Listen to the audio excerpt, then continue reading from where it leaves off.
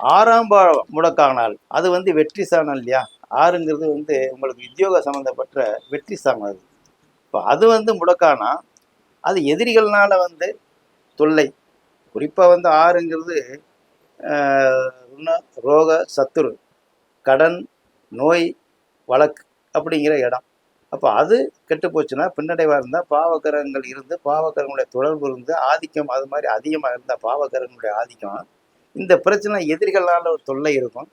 உத்தியோகம் என்பது வந்து எந்த இடத்துல நீங்கள் போய் எந்த உத்தியோகம் அதாவது வந்து தனியார் வேலைவாய்ப்பு அரசு உத்தியோகம் இல்லை சாதாரண கூலி தொழிலாளர்கள் இல்லை நிரந்தரமற்ற வந்து தற்காலிகமான ஒரு வேலை பார்த்தாலும் கூட அந்த உங்களுக்கு கிடைக்கக்கூடிய வந்து ஓனர்கள் வந்து மனநிலை வந்து உங்களுக்கு அவங்களுக்கு வந்து ஒரு கருத்து உடன்பாடு இல்லாத கருத்து வேறுபாடு ஏற்படக்கூடிய சூழ்நிலைகள் ஏற்பட்டு ஒரு இடத்துல இருக்க முடியாது.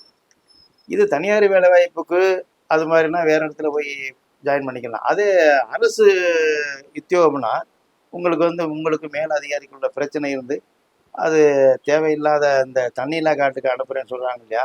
அப்போ அதுக்கு தகுந்த மாதிரி இடமாற்றம் ஏற்படும். பிரச்சனைகள்னால நிரந்தரமாக ஒரே இடத்துல இருக்க முடியாது. சேலரி இன்க்ரீஸ்மெண்ட் இல்லாத உத்தியோக உயர்வு இல்லாத இந்த பின்னடைவெல்லாம் ஏற்படக்கூடிய வாய்ப்புகள் அந்த 6ஆம் இடத்தினுடைய நிலை உங்களுக்கு வந்து ஏற்படும். அப்போ அந்தலாம் வந்து நீங்கள் வந்து சந்திக்கிற மாதிரி இருக்கும். கடன் சம்மந்தப்பட்டதுன்னு சொல்லியிருக்கோம் 6ஆம் இடம். அப்போ கடன் வாங்குவதோ கொடுப்பதோ பிறருக்கு ஜாமீன் போடுவதோ சகாப்தாரியாக இருக்கக்கூடிய பொறுப்பாளராக இருக்கக்குள்ள உங்களுக்கு வந்து அது வந்து சரியாக வராது அப்படிங்கிறது ஒரு நிலை. அப்போ இதற்கான கோயில் வழிபாடு என்ன அப்படின்னு பார்க்குற பொழுது உங்களுக்கு வியாழக்கிழமை அன்னைக்கு வந்து 21 வெற்றிலை மாலை அணிவித்து வெற்றிலை மாலை கட்டிய அந்த மாலையை வந்து ஆஞ்சநேயருக்கு அணிவித்து 7 வாரம் நீங்கள் வழிபட்டு வந்தீங்கன்னாக்க உங்களுக்கு அந்த தாக்கத்திலிருந்து குறையலாம். அதுக்கு நிவர்த்தி ஆகும்.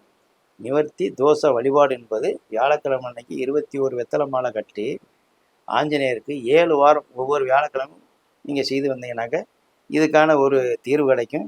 ஒரு முறை வந்து திருப்பதி ஏழுமலையான் சீனிவாச பெருமாள் உங்களுக்கு வந்து வருடத்துக்கு ஒரு முறை போயிட்டு வந்தனாக்க இந்த உத்தியோகம் சம்மந்தப்பட்டது எதிரிகளால் கடன் வம்பு வழக்கு தொல்லைகள் இதெல்லாம் பிரச்சனைகள் தீர்வாகும் அப்படிங்கிறது இந்த 6ஆம் பாவம் முடக்கான உள்ள நிலை.